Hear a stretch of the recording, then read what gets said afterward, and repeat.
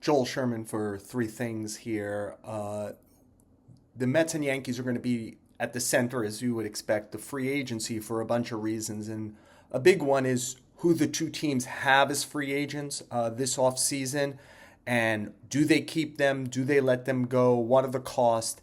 And so we thought it would be worth a series to kind of go one at a time with the key people. And we're going to begin today with Pete Alonso. So number one in three things. Let's make the case for Pete Alonso.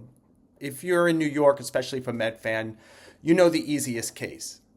He is as good a power hitter just about as there is in the sport. If you want to say Judge and Ohtani and Schwarber, he's right there at his number four at the worst, consistently for power. He's one of the most durable players in the sport.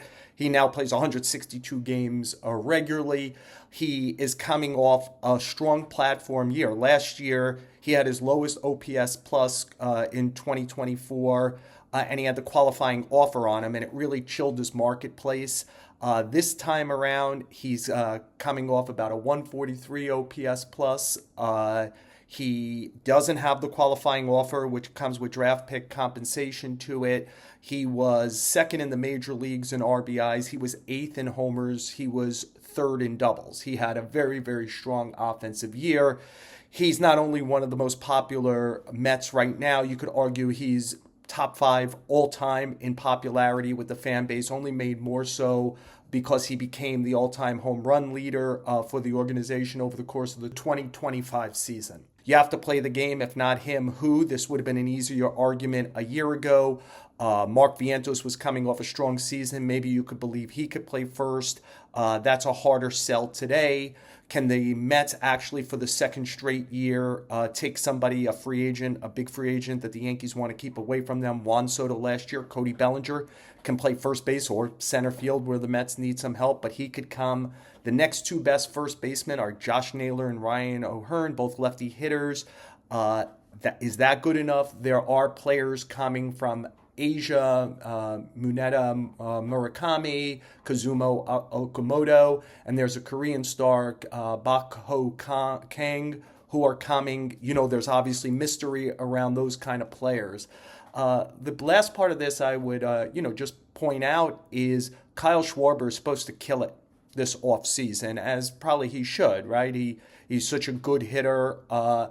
If you look at him and Alonso over the last 4 years, Alonso stands up to him as an overall hitter.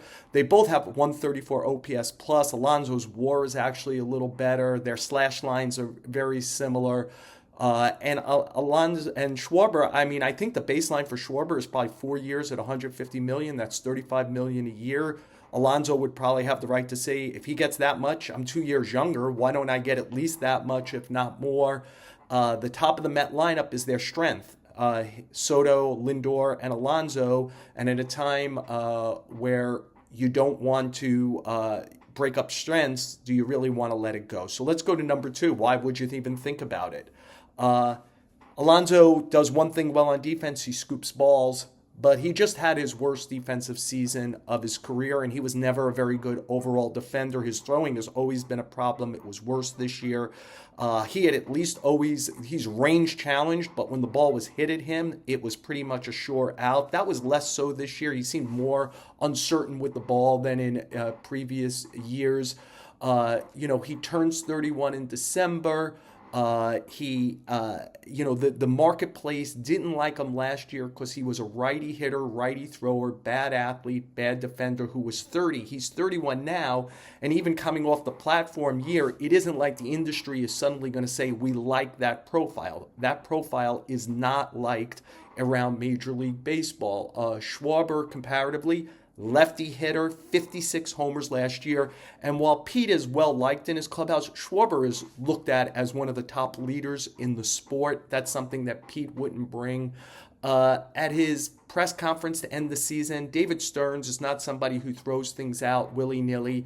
He repeated over and over and over again that a key element this offseason is quote-unquote run prevention.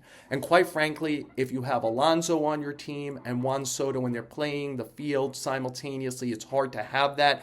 The Mets are also locked long-term into Brandon Nimmo, who is down at least a grade in left field, and Francisco Lindor, who is down a grade at shortstop. You keep adding years and money with players who are on the wrong side of their defense, and two players in Soto and Alonso who have never been good defenders.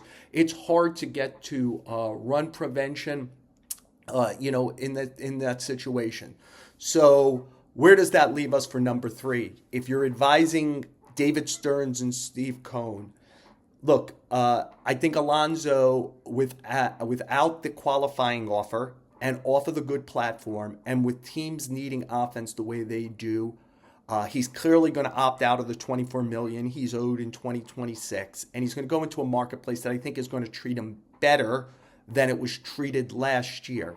I think left to his own devices, David Stearns would not bring this player back. It is not, again, he believes in the profiles, and 31-year-old right-hand thrower, right-hand hitter, non-athlete, bad defender is not what he would get married to long-term, especially when he knows the shape of the rest of his team.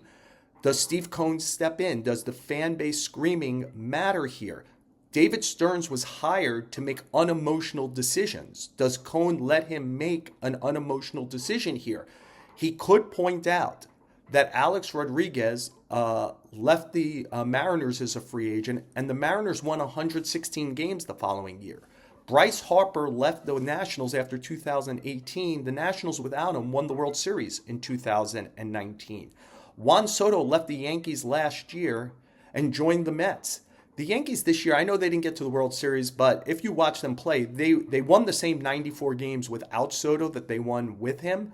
And they were at least as good a team as the year before, and I would argue better overall. And it's a point to just point out, you could lose great players in their prime. All those players were better than Pete Alonso is now. By the way, they have a similarity. Those players at the time of their free agency were all represented by Scott Boras. So's Pete Alonso. And Pete Alonso went to Boras for a reason, to kind of break the bank. The Mets offered a 7-year, $158 million extension midway through the 2023 season to Alonso. That would have covered his last year of arbitration and 6 free agent years. Since then, Alonso's earned $50.5 million over 2 years.